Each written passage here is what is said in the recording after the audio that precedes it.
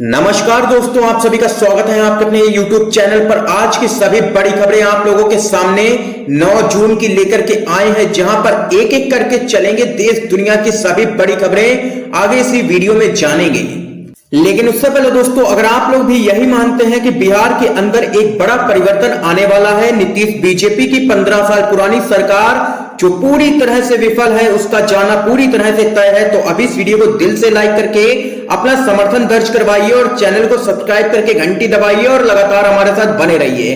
दरअसल दोस्तों, पहली और बड़ी खबर सामने निकल के आ रही है। बिहार में इस साल विधानसभा चुनाव होने हैं और ईवीएम हमेशा ही शक के घेरे में रहती है, तो ईवीएम को लेकर के ही यहां पर दोस्तों खबर निकल के आ रही है। चुनाव आयोग का बड़ा ऐलान, इस बार M3 मॉडल के ईवीएम से होगा बिहार इलेक्शन। दरअसल दोस्तों, आप लोगों को बताते चले, बिहार विधानसभा चुनाव के लिए निर्वाचन आयोग ने तैयारियां तेज कर दी हैं। बिहार चुनाव के लिए उत्तर प्रदेश, मध्य प्रदेश और आंध्र प्रदेश से लेटेस्ट ईवीएम मशीन और वीवीपैट मंगाए जा रहे हैं। इस बार बिहार में M1, M2 से नहीं बल्कि M3 मॉडल के ईवीएम और वीवीपैट से होंगे चुनाव। और यहां पर M3 मॉडल के ईवीएम इस्तेमाल करने पर चुनाव आयोग का कहना है कि इसमें कोई भी छेड़छाड़ नहीं की जा सकती है। ईवीएम से छेड़छाड़ करने वालों की फोटो खींचकर खुद बंद हो जाएगी मशीन में। और वहीं खबर के अनुसार इस ईवीएम की चिप को सिर्फ एक बार ही प्रोग्राम किया जा सकता है और चिप के सॉफ्टवेयर को पढ़ा भी नहीं जा सकता है। इसे ना तो इंटरनेट और ना ही किसी अन्य नेटवर्क से जोड़ा जा सकता है। ये यहाँ पर चुनाव आयोग ने तमाम जानकारी दी है M3 मॉडल की ईवीएम को लेकर के। इस बीच दोस्तों, एक और खबर आप लोगों को बताते चलें। बीजेपी की राज्य सरकारें पीपीई किट, वेंटिलेटर घोटालों में व्यस्त हैं। एलजी ने पलटा केजरीवाल सरकार का फैसला, तो आम आदमी पार्टी ने लगाए हैं गंभीर आरोप। दरअसल दोस्तों, आप लोगों को बताते चले, दिल्ली के डिप्टी सीएम मनीष सिसोदिया ने यहां पर कहा है कि बीजेपी की राज्य सरकारें पीपीई किट घोटालों और वेंटिलेटर घोटालों में व्यस्त हैं। दिल्ली सरकार सोच समझकर ईमानदारी से इस डिजास्टर को मैनेज करने की कोशिश कर रही है। यह बीजेपी से देखा नहीं जा रहा है, इसलिए एलजी पर दबाव डालकर घटिया राजनीति की है। तो वहीं दोस्तों, इस पूरे मामले पर अरविंद केजरीवाल ने कहा है कि उपराज्यपाल के आदेश ने दिल्ली के लोगों के लिए पैदा कर दिया है बहुत बड़ी समस्या। तो वहीं आगे कहा है कि शायद भगवान की ही मर्जी है कि हम पूरे देश के लोगों की सेवा करें। ये यहां पर अरविंद केजरीवाल का कहना है। इस बीच दोस्तों, एक और अपडेट आप लोगों को बताते चलें। 70,000 एलईडी स्क्रीन बीजेपी ही अफोर्ड कर सकती है, सीएम ममता का अमित शाह पर जोरदार हमला। दरअसल दोस्तों, आप लोगों को बताते चले, गृह मंत्री अमित शाह की वर्चुअल रैली पर निशाना साधते हुए ममता बनर्जी ने कहा है कि सोशल मीडिया में ऐसी खबरें आ रही हैं कि 70,000 एलईडी स्क्रीन का प्रयोग किया गया बीजेपी के द्वारा वर्चुअल रैली में। इतना बीजेपी ही अफोर्ड कर सकती है, हम लोग नहीं। दरअसल दोस्तों, आप लोगों को बताते चले,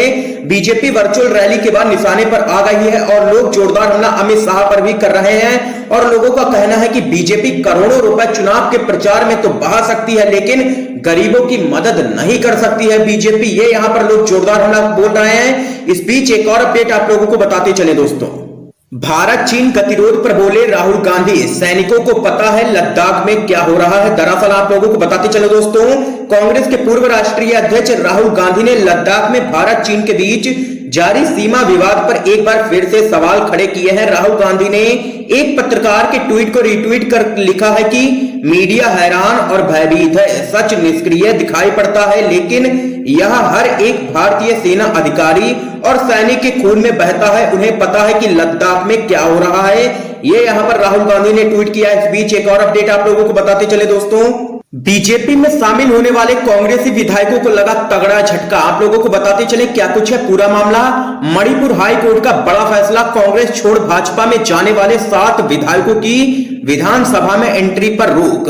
मणिपुर हाई कोर्ट ने कांग्रेस से इस्तीफा देकर भाजपा में शामिल होने वाले 7 विधायकों के विधानसभा जाने पर रोक लगा दी है। इसको लेकर के अदालत ने आदेश भी जारी कर दिया है। अदालत ने अपने आदेश में कहा है कि स्पीकर ट्रिब्यूनल इन विधायकों की अयोग्यता से जुड़े केस की सुनवाई कर रहा है। जब तक वहां सुनवाई पूरी नहीं हो जाती है, इन विधायकों को विधानसभा में एंट्री नहीं दी जाएगी। ये यहां पर मणिपुर हाई कोर्ट ने आदेश जारी किया है। तो वहीं दोस्तों, एक और अपडेट आप लोगों को बताते चलें, सोनिया गांधी के कहने पर पूर्व प्रधानमंत्री एचडी देवेगौड़ा राज्यसभा चुनाव लड़ने को हुए तैयार। बेटे ने कहा मनाना आसान नहीं था। जनता दल सेकुलर यानी कि जेडीएस के संरक्षक एचडी देवेगौड़ा ने 19 जून को होने वाले राज्यसभा चुनाव कर्नाटक से लड़ने का फैसला किया है और इसके लिए वह आज पर्चा दाखिल करेंगे। दरअसल दोस्तों आप लोगों को बताते चले, कर्नाटक विधानसभा में जेडीएस के पास 34 सीट ही है और अपने दम पर सीट जीतने की स्थिति में नहीं है। इसलिए यहां पर कांग्रेस पार्टी ने समर्थन का ऐलान किया है, क्योंकि यहां पर कांग्रेस पार्टी चाहती है कि कर्नाटक में बीजेपी का तीसरा प्रत्याशी किसी भी कीमत पर ना जीते। इसलिए यहां पर जेडीएस के प्रत्याशी को कांग्रेस देगी समर्थन और यहां पर एचडी देवेगौड़ा जाएंगे राज्यसभा और कांग्रेस करेगी मदद, बीजेपी को तगड़ा झटका। तो वहीं दोस्तों एक और अपडेट आप लोगों को बताते चले, देश भर में महामारी फैली हुई है। इस बीच बीजेपी चुनाव प्रचार में जुट गई है। इस बात को लेकर के बॉलीवुड के मशहूर एक्टर प्रकाश राज ने एक ट्वीट किया है, जिसमें उन्होंने मौजूदा राजनीतिक स्थिति को लेकर के तंज कसा है। अपने ट्वीट में उन्होंने कहा है कि प्रवासी पैदल चल सकते हैं, मध्यम वर्ग शांति से मर सकता है, अर्थव्यवस्था चौपट हो सकती है, लेकिन राजनीतिक दल बिहार में अपना चुनाव प्रचार कर रहे हैं। तो वहीं प्रकाश राज ने अपने ट्वीट में गुजरात की राजनीतिक स्थिति पर भी निशाना साधा है। दरअसल आप लोगों को दोस्तों बताते चले, गुजरात में लगातार बीजेपी की तरफ से कांग्रेस के विधायकों की खरीद फरोख्त चालू है। इसी को लेकर के कांग्रेस पार्टी के साथ यहां पर प्रकाश राज भी हमलावर हुए हैं बीजेपी पर। इस बीच एक और अपडेट आप लोगों को दोस्तों बताते चले, ओवैसी का सरकार से सवाल, अगर भारतीय सीमा में नहीं आया चीन तो उससे बातचीत क्यों? जवाब दे रक्षा मंत्री। चीन के साथ सीमा पर चल रहे गतिरोध के बीच एआईएम के चीफ असदुद्दीन ओवैसी ने कहा है कि सरकार देश को बताए कि चीनी सैनिकों ने भारतीय क्षेत्र पर कब्जा किया है या नहीं और वह चीन से क्या बातचीत कर रही है। ओवैसी ने आगे कहा है कि केंद्र सरकार को देश को बताना चाहिए, उन्हें शर्म क्यों आ रही है, वे चुप्पी क्यों साधे हुए हैं इस पूरे मामले पर। ओवैसी ने आगे कहा है कि गृह मंत्री अमित शाह और रक्षा मंत्री राजनाथ सिंह बड़ी ही आसानी से देश को बता सकते हैं कि चीन को उन्होंने क्या कहा है। तो यहां पर दोस्तों ओवैसी ने सरकार से पूछे हैं सवाल और किया है जोरदार हमला। इस बीच एक और अपडेट आप लोगों को दोस्तों बताते चले, उत्तर प्रदेश शिवपाल यादव की सपा में वापसी का रास्ता हुआ साफ, भतीजे अखिलेश के नेतृत्व को चाचा ने स्वीकारा। शिवपाल यादव की सपा में वापसी का रास्ता भी बनता हुआ दिख रहा है। सपा ने एक और जहां शिवपाल यादव की विधानसभा सदस्यता रद्द करने की याचिका को वापस ले लिया है, तो वहीं शिवपाल ने अखिलेश यादव को चिट्ठी लिखकर आभार जताया है। साथ ही शिवपाल ने अखिलेश यादव के नेतृत्व की भी सराहना की है यहां पर जमकर के। दोस्तों अब देखने वाली बात यहां पर यह होगी कि 2022 के चुनाव से पहले मुलायम कुनबा क्या एक हो जाएगा या नहीं। आगे की जो भी अपडेट होगी हम आप तक पहुंचाएंगे। इस बीच एक और खबर आप लोगों को बताते चलें, कोरोना की मुश्किलों पर सोनिया गांधी ने लिखा, मनरेगा पर राजनीति नहीं, इससे गरीबों की करें मदद। कांग्रेस की अंतरिम अध्यक्ष सोनिया गांधी ने लिखा है कि कांग्रेस द्वारा स्थापित सार्वजनिक वितरण प्रणाली यानी कि पीडीएस के साथ मनरेगा गरीब और कमजोर नागरिकों को भूख और गरीबी से बचाने के लिए बहुत ही लाभकारी है। इस कानून ने गरीब से गरीब शख्स को हाथों का काम और आर्थिक ताकत देकर भूख और गरीबी को मिटाने का काम किया है। सोनिया गांधी ने कहा है कि यह तार्किक इसलिए है कि यह पैसा सीधा उन लोगों के हाथ में जाता है जिन्हें इसकी सबसे ज्यादा जरूरत है।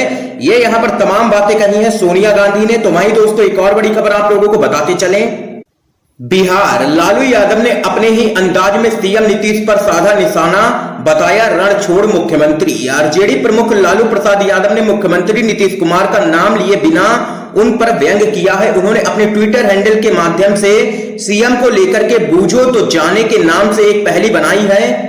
आप लोगों को दोस्तों बताते चले, आरजेडी प्रमुख लालू प्रसाद यादव ने लोगों से पूछा है कि बताएं कि किस प्रदेश का मुख्यमंत्री विगत 83 दिन से घर से बाहर नहीं निकला है। फिर अपने परिचित पुराने अंदाज में भोजपुरी में कहा है कि कोरोना भले ही ना भागे लेकिन ई मुख्यमंत्री जनता के बीच मझधार में छोड़ के भाग गए।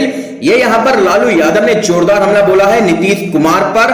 तो वहीं दोस्तों एक और अपडेट आप लोगों को बताते चलें, एटलस साइकिल कंपनी में तालाबंदी के खिलाफ सपा का बड़ा प्रदर्शन, उठाई दोबारा खोलने की मांग। एटलस साइकिल कंपनी को समाजवादी पार्टी द्वारा तत्काल खोले जाने की मांग की गई है। इसको लेकर के सपा के कार्यकर्ता साइकिल चलाकर कंपनी तक गए और सरकार से इसे दोबारा खोलने की मांग की है। दरअसल दोस्तों आप लोगों को बताते चलें, एटलस साइकिल कंपनी पर पड़ी है आर्थिक मार। तो वहीं दोस्तों एक और बड़ी खबर जान लेते हैं, कोरोना वायरस के चुनाव आयोग के दफ्तर में दस्तक, एक अधिकारी कोरोना वायरस संक्रमित पाया गया। आप लोगों को बताते चलें, कोरोना वायरस संक्रमण ने अब चुनाव आयोग के दफ्तर में अपनी दस्तक दे दी है। न्यूज एजेंसी ANI के अनुसार चुनाव आयोग का एक अधिकारी कोरोना संक्रमित पाया गया है। इसके बाद उसके संपर्क में आने वाले अन्य कर्मचारियों को होम क्वारंटाइन होने को कहा गया है। साथ ही अधिकारी के दफ्तर को सैनिटाइज किया जा रहा है।